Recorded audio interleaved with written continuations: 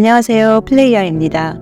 고통이란 자연스러운 나 자신의 상태에 대해 저항하는 것입니다. 그래서 고통을 많이 가질수록 잘하고 있는 증거라는 말은 저항을 많이 할수록 잘하고 있다는 말이기에 넌센스입니다. 고통의 목적은 내게 속하지 않은 것을 알아차리고 원래 자연스러운 나로 전환시키는 데 있습니다. 물론 인생에는 도전이 있습니다. 우리는 이를 통해 배우고 경험하며 성장합니다. 그러나 인생의 도전이 곧 고통이라거나 고통이 도전의 전부라고 정의할 필요는 없습니다. 슬픔이나 아픔 등의 감정을 억누르거나 무시하라는 말은 결코 아니며 그런 감정을 느끼는 자신을 비난하라는 얘기는 더더욱 아닙니다. 다만 고통의 본질이 무엇인지 아는 것과 내가 지금의 상황에 내리고 있는 정의에 따라 그 고통의 정도가 달라짐을 아는 것이 내게 도움이 된다는 것입니다. 내가 맞이한 현실에 대해 어떤 정의를 내리고 있는가, 즉 내 마음에 따라 내가 경험하는 현실의 성질과 앞으로의 방향이 달라지는 법이니까요. 고통을 경험하면 진정한 우리 본연의 자연스러운 상태인 평온의 가치를 알아보고 감사함을 배울 수 있게 됩니다. 그래서 고통과 평온은 같은 가치가 있는 것이지 고통이 더 가치가 있다거나 고통 자체에 어떤 힘이 있는 것은 아닙니다. 결정적인 힘은 고통이 가리고 있는 진정함을 알아볼 수 있는 우리 자신에게서 오는 것입니다. 오히려 지속되는 고통은 인간으로서 나의 성장에도 또 영혼에게도 도움이 되지 않습니다. 영혼이 우리의 고통을 바란다는 생각은 완전히 분리된 의식의 발상이며 오직 부정적인 믿음과 한계를 가질 수 있는 인간에게서만 나오는 관념입니다. 영혼은 나 자신입니다. 우리의 육체도 영혼 안에 있는 것이지 영혼이 우리 육체에 들어있는 것이 아닙니다. 영혼이 바라는 것은 현실을 다른 시각으로 보고 고통을 전환시키는 것을 배우는 것입니다. 그러면 깊은 우울증으로 자살의 목전까지 갔다가 갑자기 소위 깨달음을 얻은 사람들은 어떻게 설명할 수 있을까요?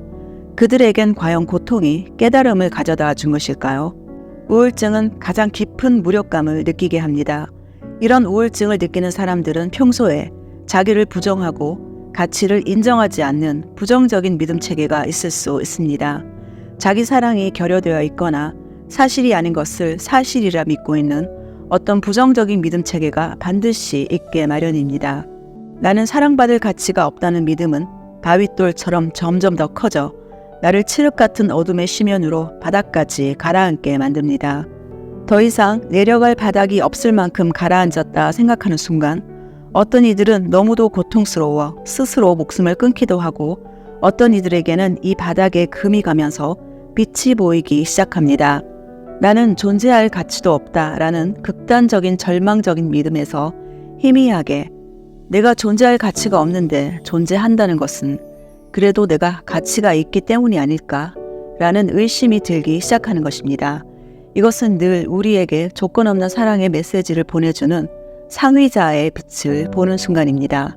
그때 나를 가라앉게 한 바위의 정체는 사실이 아닌 나의 믿음일 뿐이라는, 그래서 그것이 환상이었다는 것을 깨닫게 될 때 그 바윗돌뿐만이 아니라 나를 감싸고 있던 어둠도 모두 깨어져 나가게 됩니다. 이제 나는 상위자로부터 오는 빛으로 감싸이게 되며 자연스러운 나로 다시 태어나 새로운 믿음, 새로운 생각 패턴을 가진 새로운 사람이 되는 것입니다. 그때부터 나는 다른 말과 행동을 하기 시작하고 사람들은 그러한 나를 보며 완전히 달라진 사람이라 생각할 것입니다. 이것이 고통 속에서 환상을 알아본 것이며 신성의 의식과 접속이 되었다 느끼게 되는 것의 메커니즘입니다. 그래서 고통을 느껴주는 것이 나를 해방시킨 게 아니라 고통이 나의 잘못된 믿음에서 온 것이라는 깨달음이 나를 자유롭게 해준 것입니다. 고통 자체가 또는 고통 하나만으로는 나를 자유롭게 할 힘이 없습니다. 고통의 고마운 점은 나의 믿음이 신성을 가리고 있다는 메시지를 전해준 것입니다.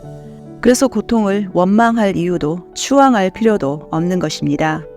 인생은 고통의 장이다. 고통이 있어야 잘하고 있다는 증거이다. 고통은 깨달음의 지름길이라는 믿음의 위험성은 이러한 고통을 느끼는 현실을 계속 창조한다는 것입니다. 물론 고통을 느끼는 현실을 창조하는 것을 선호한다면 그것 역시 우주는 그러한 현실을 창조하게 아낌없이 지원할 것입니다. 그렇지 않다면 이러한 믿음을 가지는 것은 나에게 도움이 되지 않습니다. 누구에게나 성장을 위해 극단적인 고통이 필요한 것은 아닙니다. 같은 현실이라도 평소와 다르게 반응할 때, 또는 과거와는 다른 시각으로 과거의 현실을 바라볼 수 있을 때, 그때 나는 성장한 것입니다. 더 큰 힘은 작은 것이라도 감사함을 알아보는 데 있습니다. 고통은 잘못된 믿음으로 자연스러운 나에 대해 저항하는 것이기 때문입니다.